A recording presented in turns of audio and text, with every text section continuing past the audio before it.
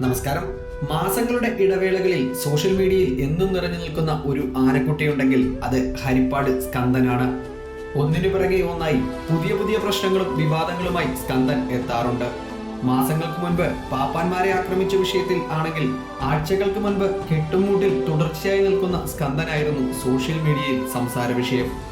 തുടർന്ന് കൊട്ടിയം അഭിലാഷ് ചുമതലയേറ്റതോടെ സ്കന്ദന്റെ കാലക്കേട് കഴിഞ്ഞു എന്ന് എല്ലാവരും കരുതി. എന്നാൽ ആനക്കുട്ടിയുടെ മോശം സമയം മാറിയിട്ടില്ല എന്ന് വിളിച്ചു പറഞ്ഞുകൊണ്ട് വീണ്ടും ഇതാ മറ്റൊരു വിവാദം കൂടി.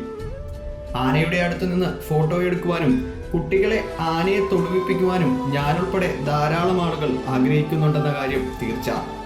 പക്ഷേ ആ ആന സ്കന്ദനായതും പാപ്പാന്റെ കയ്യിൽ നിന്നും കുട്ടി താഴെ വീണതും ഈ വിഷയത്തെ ഗുരുതരമാക്കിയെന്നതും ഇത് കൊട്ടിയം അഭിലാഷിന്റെ ജയിൽവാസത്തിൽ വരെ കാര്യങ്ങൾ എത്തിച്ചു എന്നതും മറ്റൊരു സത്യം.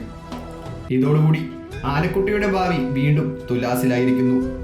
മോഹവില കൊടുത്താലും ഒരു ആനക്കുട്ടിയെ കിട്ടുവാൻ സാധിക്കാത്ത ഈ കാലത്ത് സ്കന്ദന്റെ തുണയായി ഭഗവാൻ തന്നെ ഒരു വഴി കാണിച്ചു തരും എന്ന പ്രതീക്ഷയോടെ പ്രാർത്ഥനയോടെ നിർത്തുന്നു. നന്ദി, നമസ്കാരം.